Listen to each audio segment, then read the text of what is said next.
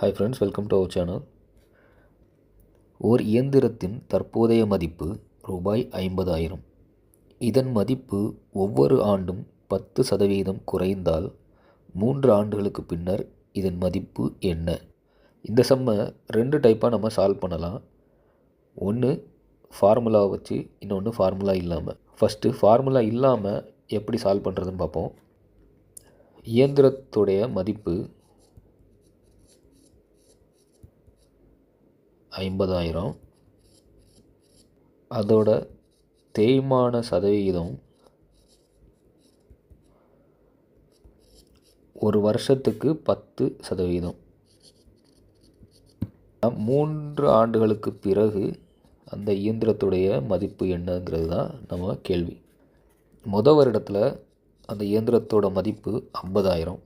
அதில் 10% 5,000.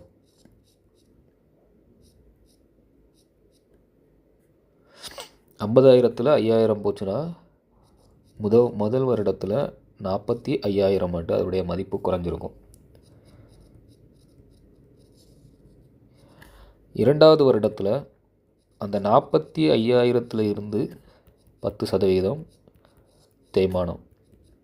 அப்படின்னா 4,500 ரூபா தேய்மானமாக போகும். இப்போ 45,000த்தில் 4,500 போச்சுன்னா 40,500. இது ரெண்டாவது வருடத்தில் அந்த இயந்திரத்தோட மதிப்பு. மூன்றாவது வருடத்தில் அந்த இயந்திரத்தோட மதிப்பு என்ன? 40,000த்தில் 10% தேய்மானம். 10% தேய்மானம்னா 4,050. 40,500ல் 4,050 தேய்மானத்தை கழிச்சோன்னா 36,450. இதுதான் 3 வருடத்துக்கு பிறகு அந்த இயந்திரத்துடைய மதிப்பு. இனி இதே கேள்வியை ஒரு ஃபார்முலா யூஸ் பண்ணி பண்ணுவோம். இதுதான் நம்ம ஃபார்முலா.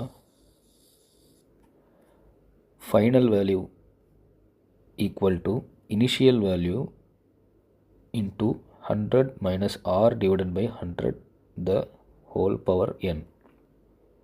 இதில் இனிஷியல் வேல்யூ ஐவினா தற்போதைய மதிப்பு, ஆறுங்கிறது டிப்ரிஷியேஷன் ரேட் அதாவது தேய்மான விகிதம், என்னங்கிறது நம்பர் ஆஃப் இயர்ஸ் எத்தனை வருடங்கள். இனிஷியல் வேல்யூ என்ன? 50,000 இன்ட்டு 100 மைனஸ் தேய்மான விகிதம் 10%, 10 divided by 100 the whole cube. ஏன்னா 3 வருடத்துக்குள்ளே இதுதான் நமக்கு கேள்வியில் கேட்டிருக்காங்க. 50,000 இன்ட்டு 100 மைனஸ் 10 90 வரும். 90 க்யூபு வந்து 90 இன்ட்டு 90 இன்ட்டு 90 போட்டுக்குவோம். டிவைடட் பை 100 க்யூபை 100 இன்ட்டு 100 இன்ட்டு 100ன்னு போட்டுக்குவோம். இப்போ இந்த ஜீரோஸ் எல்லாம் கேன்சல் பண்ணுங்கள், கேன்சல் ஆயிரும். அப்புறம் இதில் இன்னொரு 3 ஜீரோ இதில் கேன்சல் பண்ணிடலாம். கேன்சல் பண்ணிட்டோன்னா மிச்சம் இருக்கிறது 50 இன்ட்டு 9 இன்ட்டு 9 இன்ட்டு 9. இது எவ்வளோத்தையும் மல்டிப்ளை பண்ணிங்கன்னா 36,450. Option number B.